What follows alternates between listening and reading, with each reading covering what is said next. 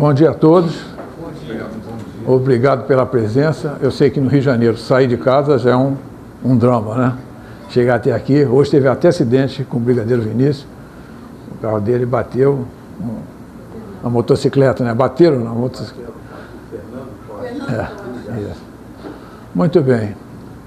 Eu queria falar para os novos que estão chegando, tem os repetentes, que continuam o curso, que é muito bom, que acompanham, e falar primeiro da presença aqui do Tenente Brigadeiro Egito, que esteve recentemente na Força e que hoje está acompanhando aqui o nosso curso. Ele fez recentemente um mestrado na Universidade da Força Aérea, né? Nós temos o embaixador Jerônimo Moscado, que foi ministro da Cultura tempo passado, e hoje ele leva um projeto muito interessante, quem puder, é a Filosofia na Praia. É lá no Leme, é a partir das 10 horas ou 11 horas? 11 horas. Esse sábado agora sobre Spinoza. Exatamente.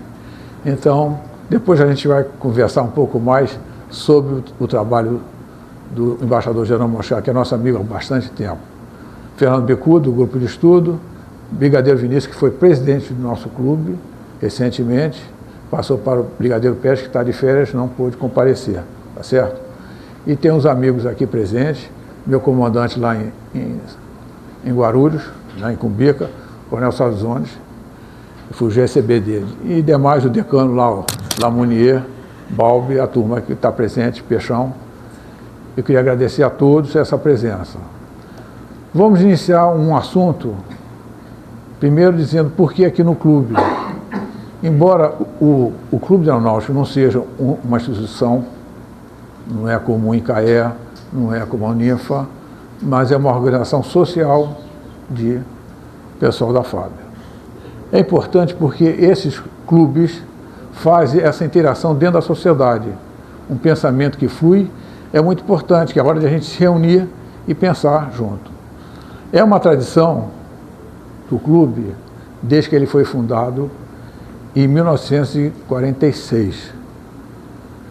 Porque a Aeronáutica, o Ministério da Aeronáutica foi criado em 41, tá certo? 45 anos depois fizeram o Clube da Aeronáutica, que hoje está completando esse ano 80 anos. Dia 5 de agosto completa 80 anos.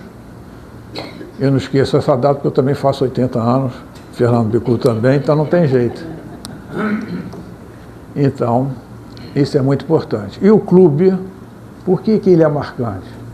O pessoal da antiga que viveu, alguns foram filhos de oficiais, viveram aqui pequeno, caminharam. Esse pessoal que fez o clube eram todos da ativa, não tinha reserva, 5 anos de FAB, então vinham para cá. O objetivo é reunir a família aeronáutica. E mais do que isso também, essa turma sempre pensava o Brasil. Então eles vinham para cá e discutiam e assim por diante. A Força Aérea logo no início, se bem que isso é uma palestra mais à frente, mas ela logo se envolveu na guerra, lá na Itália, na Segunda Guerra. O pessoal antigo começou a ir para desbravar todo o Brasil, a Amazônia, assim por diante, com aqueles aviões quase impossíveis de voar, mas voavam. Então eles estavam lá integrando o Brasil. Era uma preocupação desde antigamente. Esse pessoal queria integrar o Brasil e desenvolver. Então esse espírito vem desde aqui no clube, nessas discussões. Então isso é uma continuidade dessas histórias. Às vezes fica até sem sentido hoje, porque a sociedade está muito individualista, muito esparsa. Por isso que eu valorizo muito a presença dos senhores aqui, das senhoras. Porque já tem um espírito gregário pensando na coletividade, isso é muito importante. Então, porque muita gente fala, vamos lá, o pessoal se afasta, fica em casa, isso é um perigo. Então o clube tem esse objetivo. Pois bem, então esse pessoal pensava no Brasil, com muita intensidade. Teve focos políticos aqui dentro desse clube, e sempre foi esse o motivo. Muita gente não entende, mas vamos entender ao longo dessa conversa. E qual o objetivo, enfim? O objetivo dessa apresentação, como além desses cursos, inicialmente, toda essa estrutura que entra aqui no clube, que é do pensamento brasileiro, tá certo? Então, o pensamento brasileiro entrou aqui, na aeronáutica. E por que ele entrou aqui? Porque foi um terreno fértil, introduzido pelo professor Francisco. O professor Francisco foi da aeronáutica, foi sargento, mecânico. Depois, ao longo da vida, ele se formou em filosofia, foi doutor em filosofia. E ele veio com um grupo pequeno de pensadores brasileiros, que era Miguel Reale, que foi reitor da USP 2 vezes, Antônio Paim, que imaginou o Incaé, e outros, o Biratã, que foi da ESG, poucos.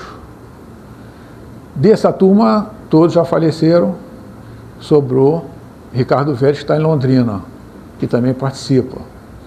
Nós temos também o doutor Ivens Ganda, do grupo, mas ele está mais em São Paulo, já tem idade, não dá para vir aqui. Antigamente ele vinha aqui. Então, esse grupo pensou, estudou, montou uma estrutura complexa sobre o pensamento brasileiro. Porque nós vamos falar aqui. O que é o pensamento brasileiro? Todo mundo pensa, o pensamento brasileiro é isso. Não. O que estruturam esse pensamento?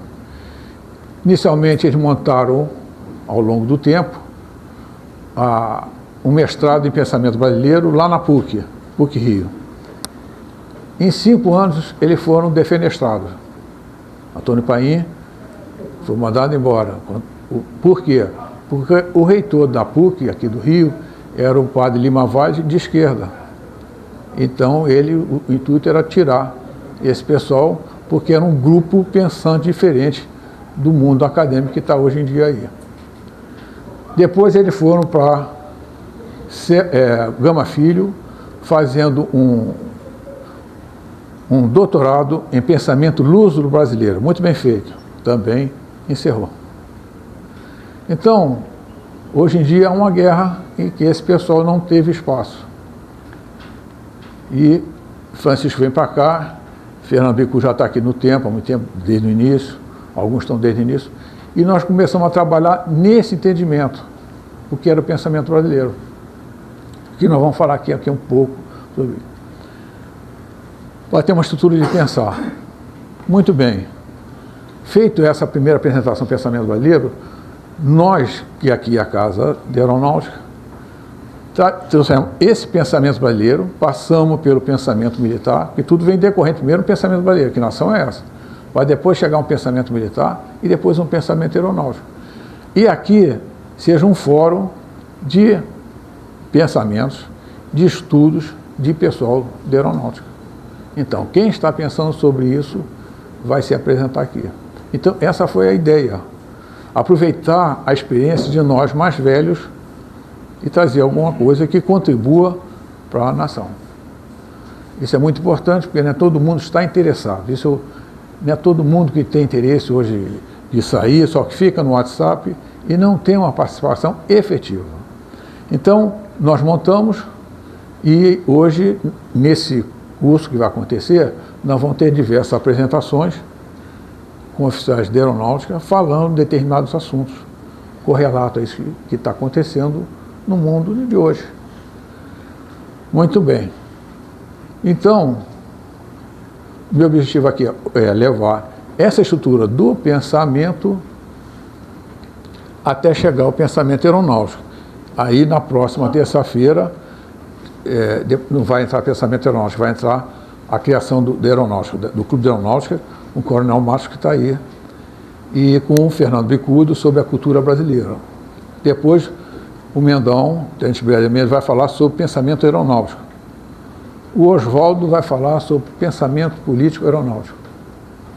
O Resfrida, que vem para cá, que é um desembargador, mas é muito ligado a gente, vai falar de outras questões econômicas. Tá certo? Então, e o Póvoas encerra a parte de apresentação, falando sobre a face invisível da guerra. Porque nós já estamos em guerra. Então, entender esse fenômeno que está acontecendo nos dias de hoje. Então, esse é o objetivo. Então, vamos iniciar essa parte sobre pensamento.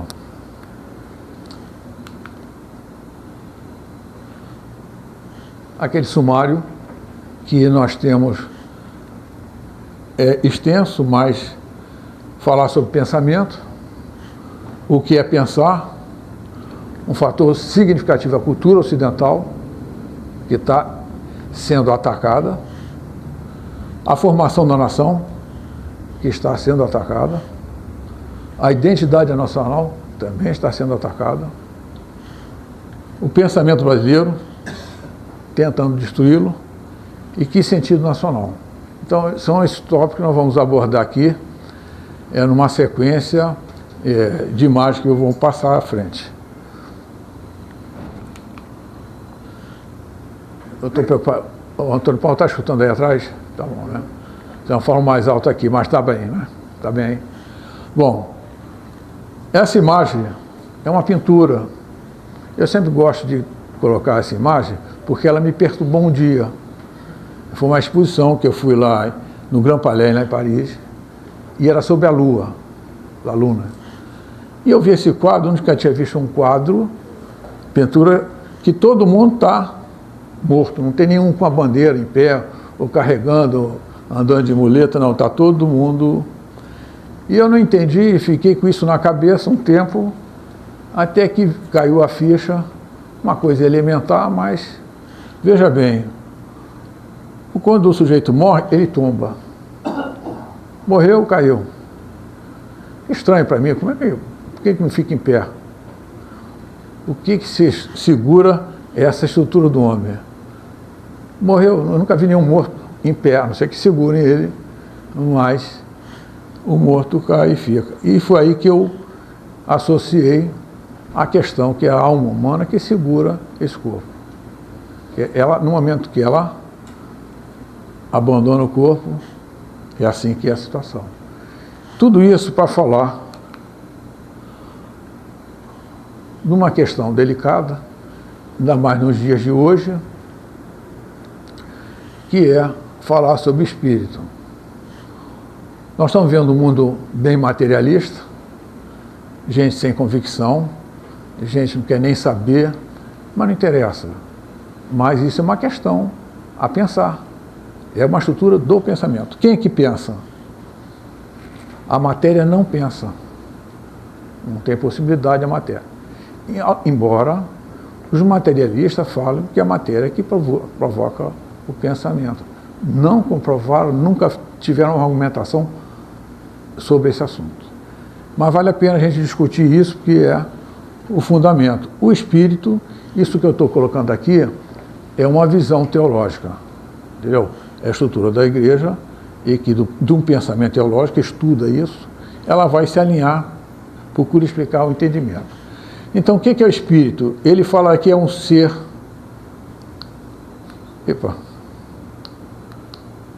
incorpóreo, dotado de intelecto e vontade.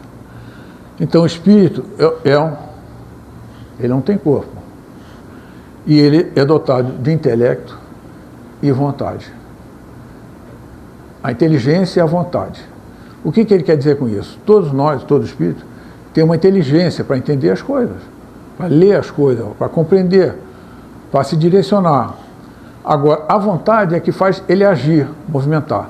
Eu quero ser médico, sou um rapaz novo, quero ser médico. Tudo bem, ele achou interessante ser médico, eu quero ser, ajudar os outros, mas tem que ter vontade de estudar, passar para a faculdade e dali se formar médico.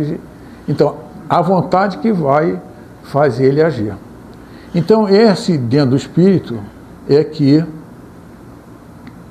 é importante compreender esse aspecto. Aqui, o espírito não criado é Deus. Por origem de tudo, ele não é criado. Ele já existe. E foi criado para viver sem corpo o anjo. O anjo não tem corpo, mas tem forma. Ele é identificado pela forma dele, mas ele não tem corpo. Então, são questões interessantes nessa estrutura do espírito. E o homem, para se aperfeiçoar no corpo, ele tem a alma humana. Quer dizer, o espírito que vem no corpo, ele passa a ser a alma humana, como tem para o animal uma vegetal, o animal, por aí. Essa alma humana que vai. Isso, em breve síntese, para entender a estrutura do pensamento. Então, o pensamento vai se incorporar nessa estrutura do intelecto do homem à vontade. E, um passo à frente, no momento que você vive, incorpora uma memória. E quando a pessoa volta para aquele morre, ele vai levar novamente a inteligência, a vontade, que é espírito, mas a memória. A memória é a única coisa que perdura após a morte. Bom, mas o que importa é dar esse entendimento para enxergar na estrutura do pensamento.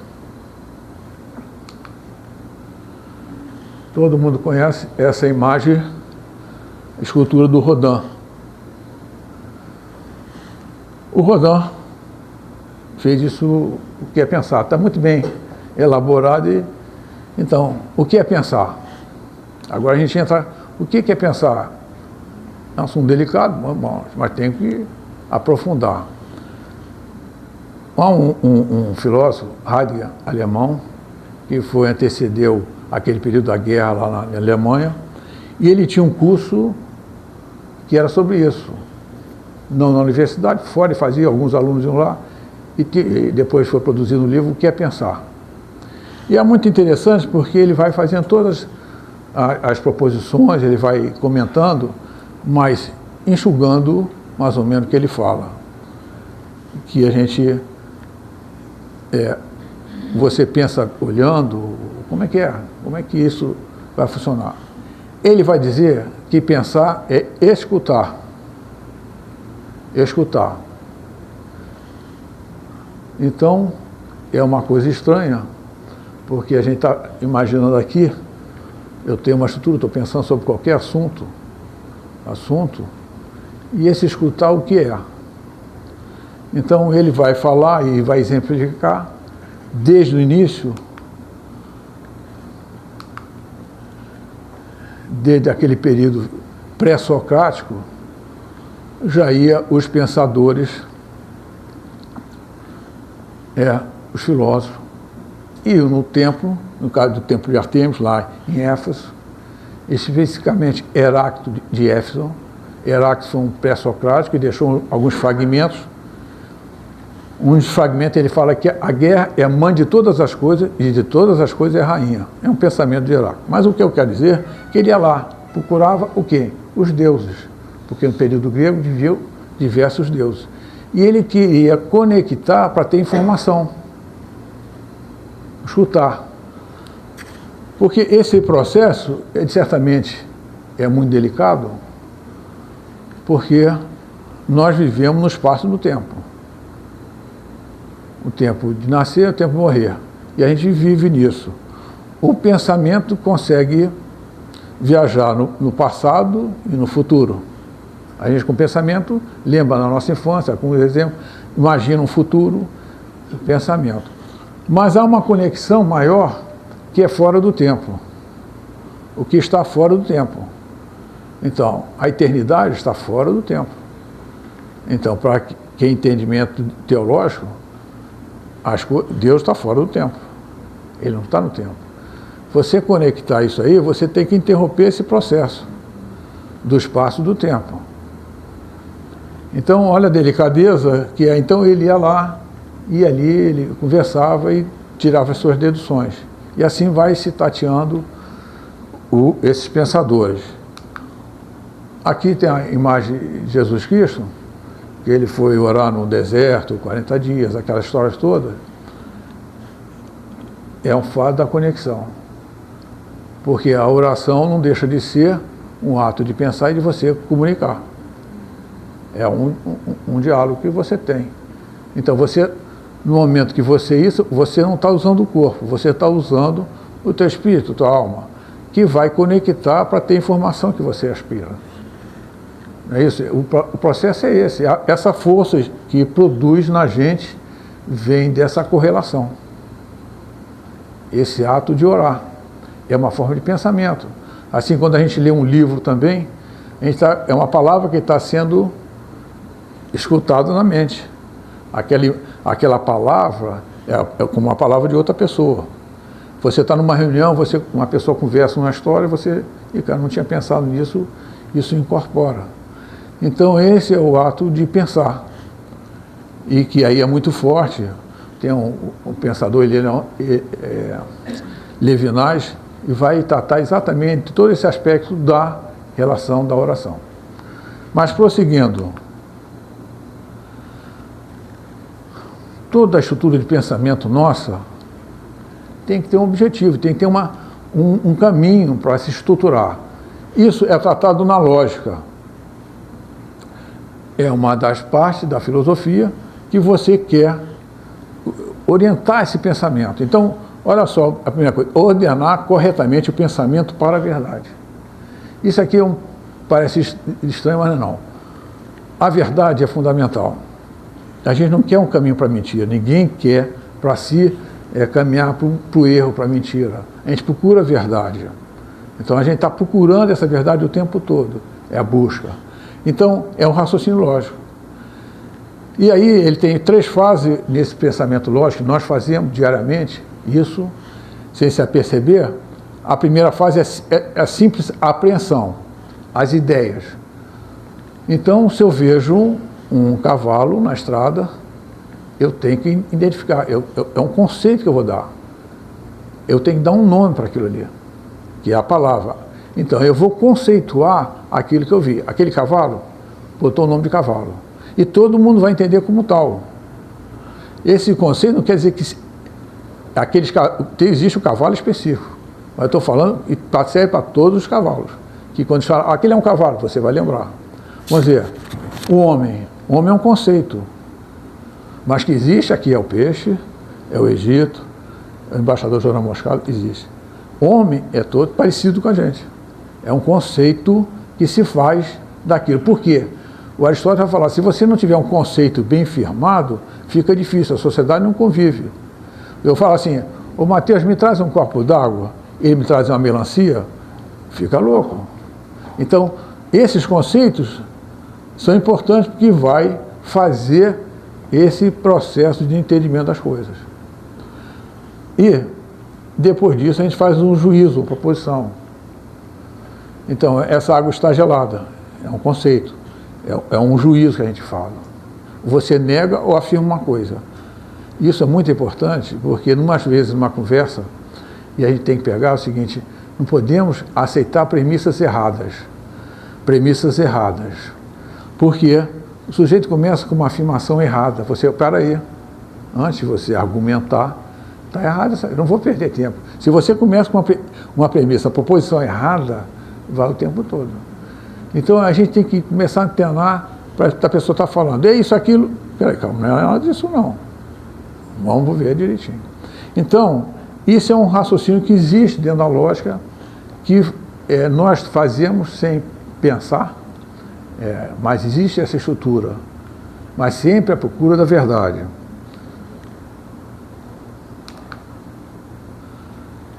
Eu só estou dando, eu vou finalizar essa parte, vamos dizer, estrutura filosófica. Isso é Aristóteles que vai falar, porque muitas vezes o mundo moderno houve uma tentativa de destruir todas as proposições religiosas, os materialistas, assim como também a metafísica, que a metafísica trata desses assuntos específicos. O que ele fala, o Aristóteles? Ele vai falar o seguinte, todo ser, uma cadeira, uma pessoa, uma melancia, seja o que for, é um ser. E todo ser tem 4 causas fundamentais. A causa material, a causa formal, a causa eficiente e final. Então, um copo. O copo é feito de vidro, tá certo? Quem fez ele, a forma de um copo é aquele que você pode tomar um líquido. Quem que fez isso? O vidraceiro, fez lá, preparou. E afinal, para você tomar um copo d'água. Agora, se você passar para outra questão, vamos fazer um livro. O livro, ele tem a forma material, que é o papel, a capa, aquele material, é que você faz o livro. A causa formal é uma maneira que você possa folhear, não vai ser uma coisa enorme, o livro, ele tem uma forma. E quem fez isso? O escritor. O escritor escreveu um livro. E a causa final desse livro? Qual é a causa final do livro? Botar na biblioteca, na prateleira? Não. Então já vê que não está nele a causa final. Não está naquela matéria, na ideia que ele passa. Agora, se a gente passar por uma questão, outra, o homem ou a mulher, ele tem uma causa material. Tem osso, tem sangue, né? Tem águas, e tem uma construção. Qual é a forma? É essa forma, mais ou menos. É isso? A causa eficiente. A causa eficiente são os pais, que o colocaram no mundo, né? Os pais é a causa eficiente. E qual a nossa causa final? Essa é a questão metafísica. Nós fomos feitos para quê? Qual é o nosso fim? Então, essa é uma pergunta filosófica. Qual é o teu fim? Evandro, qual é o teu fim? Não, mas é uma pergunta. Paulino, qual é o teu fim? Veio aqui para quê? Qual é o teu fim? Então, essa é uma questão. Que isso é importante, porque isso vai derivar de uma série de questões. Então, qual é o nosso fim? É ter filhos? É ganhar dinheiro? É ter muito poder? Nós já estamos chegando a uma fase que a gente já percebeu que poder, dinheiro, já não assim, não está com essa bola toda, né? Então, qual é o nosso fim? É uma questão. Alguém pode definir o que é o fim nosso? Antônio Paulo, a gente veio para quê? Sobreviver. Ah? Sobreviver. Ele fala sobreviver. Ele fala viver. Viver. Continua abstrato, né? Aprofundando mais, Amar.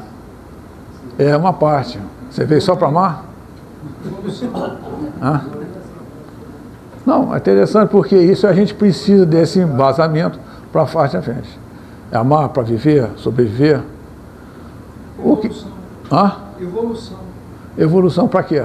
Vai evoluir o quê? Servir ao Criador. Então, sintetizando, bom, a gente para ganhar tempo, a gente veio para ser feliz. Todos nós queremos ser felizes, tá certo? Não é isso? Alguém não quer ser feliz? É difícil. Então, essa é a proposição normal que acontece, as discussões, eu quero ser feliz. Aí já vem a segunda questão que nós não vamos entrar. Tá? Mas o que é ser feliz? O que é felicidade? É outra questão. Tá certo? O que é felicidade? É uma questão fundamental para a nossa solução da nossa vida. Mas nós não vamos entrar nesse debate aqui, o que é felicidade.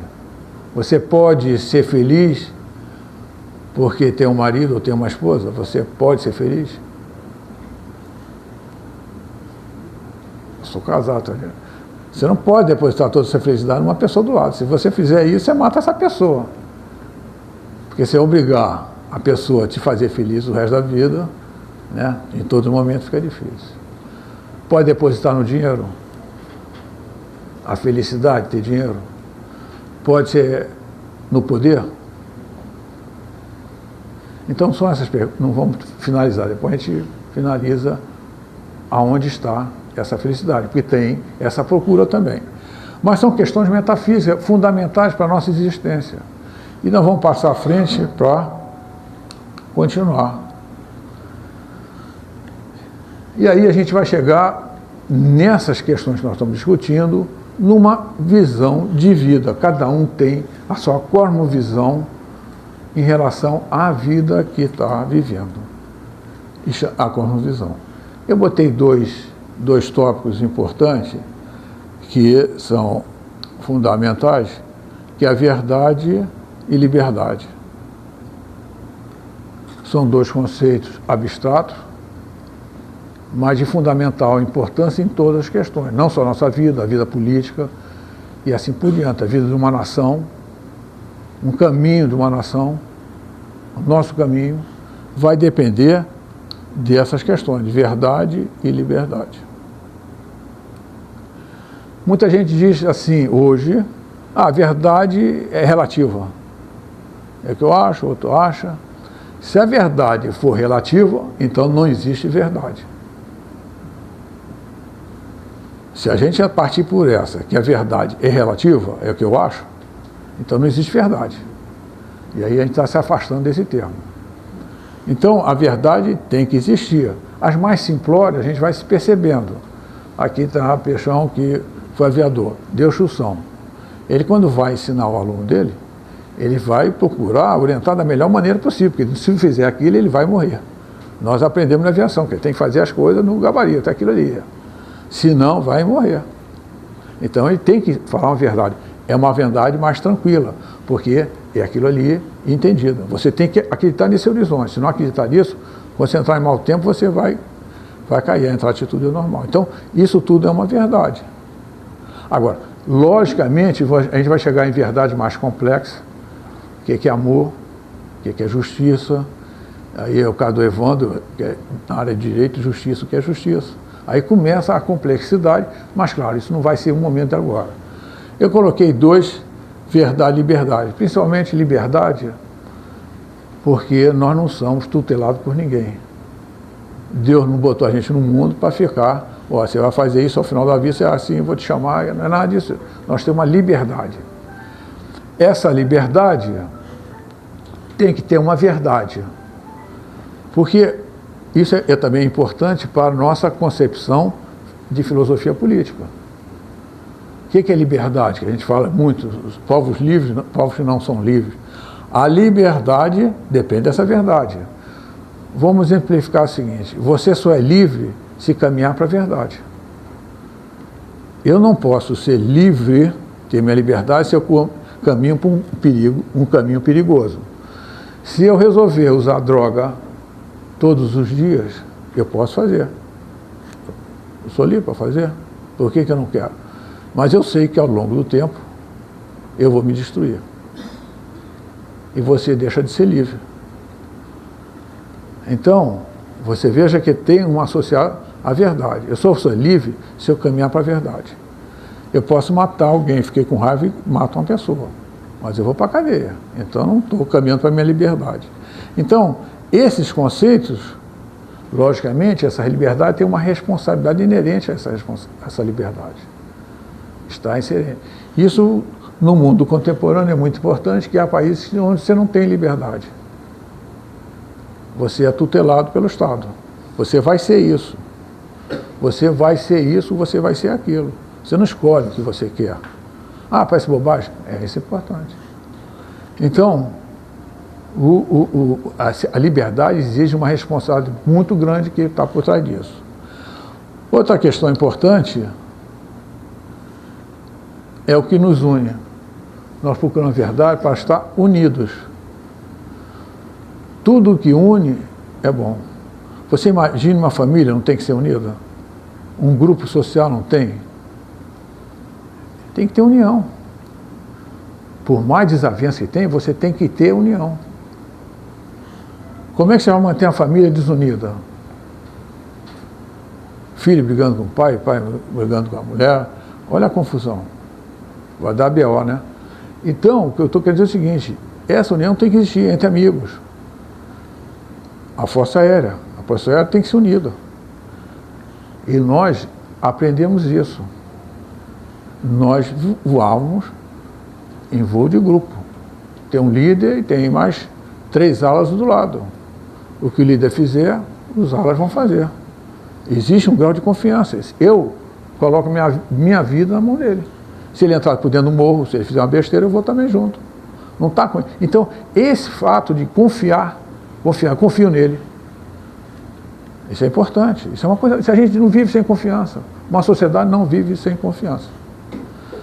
Se não adianta ficar só escrevendo do Evandro, direito disso e aquilo, mas não quer fazer, não faz. Então, a confiança é isso, e que nos une. E vejam bem como tentando nos dividir. Né? E aquele que divide, quem é?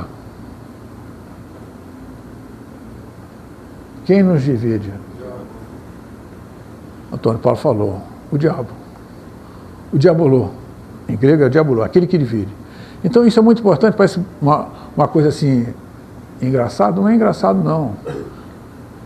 Para você entender uma guerra que está acontecendo, ou que está, você tem que entender que tem alguém diabolicamente tentando dividir. E que às vezes está do seu lado a pessoa, está na família, e está dividindo. Ou chega alguém e faz uma fofoca de um para derrubar o outro. Isso é a divisão, é diabólico. Esse é o mundo que a gente tem que perceber. Então, quem quer dividir? Com divisão a gente não vai a lugar nenhum. Não vai a lugar nenhum.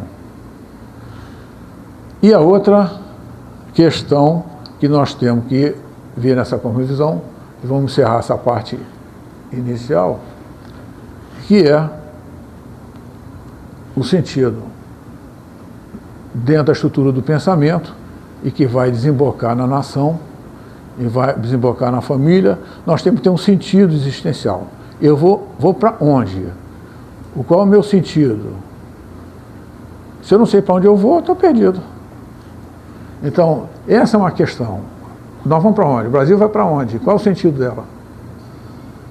Para onde está querendo ir?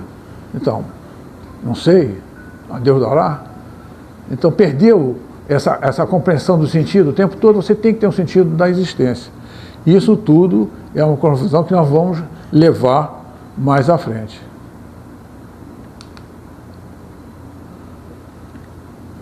Então, vamos encerrar isso aqui, nessa parte aqui, falar sobre cultura. Porque todo pensamento objetiva uma ação. Então, eu estou pensando para fazer um determinado ato. Então, eu vou agir porque eu pensei. Ninguém age sem pensar, só o louco, que faz uma atitude sem pensar. E as consequências vêm depois. Você tem que pensar antes de agir. Então, esse pensamento vai gerar uma cultura de uma nação.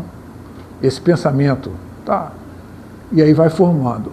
O que forma uma cultura de uma nação? A primeira é a língua. A língua porque ela delimita o espaço geográfico do território. O Brasil fala português, o Brasil inteiro, onde se fala português, nós fechamos um cerco o Brasil. Os costumes, esses costumes são aqueles que a gente tem desde nascença, vamos jogar bola, isso aqui, aqueles costumes que nós criamos como sociedade familiar, de uma maneira ou outra, porque é um costume nossos, brasileiros, né, o São João, uma série de coisas que a gente vai fazendo e vira costume. Outra coisa importante é a técnica. Tudo para ser feito tem que ter uma técnica, uma ciência para ser feita. E isso aí também está incorporado na cultura. E por último, os valores. Os valores são aqueles idealizados que nós colocamos como valores. Não roubar, não matar, e assim, depois a gente vai falar um pouquinho mais à frente. O que eu quero encerrar aqui nessa parte é falar uma coisa muito interessante. O embaixador que foi ministro da Cultura sabe disso. Cultura, muita gente hoje em dia está pensando que é só teatro, cinema, literatura, não é isso? Faz ideia que cultura é a coisa artística, é pintura, isso, né? É a ópera do Fernando Bicudo. Não, isso é uma parcela dessa cultura. Existe uma cultura técnica muito grande. A Embrapa no agronegócio é fundamental. A Embrapa, não é isso? É uma cultura. Outra coisa, a cultura da tecnologia da aeronáutica, do ITA, é uma coisa maravilhosa. A cultura aeronáutica é uma cultura. Mas porque nesse embate que nós estamos vivendo só se fala como fosse artístico. Os artistas são hoje uns ídolos que podem falar o que eles querem, eles são aquele aqui. E você não vê um cientista lá falando de um trabalho feito, desenvolvendo. Então fica como fosse ele. A cultura é só isso, televisão, no caso do cinema fica lá fazendo Hollywood, fazendo aquelas coisas todas. Como fosse isso, a cultura nacional não é. Isso é uma parte dessa cultura. Vamos parar por aqui, já está um tempo.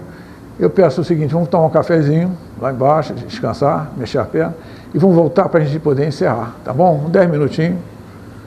Obrigado. Aí.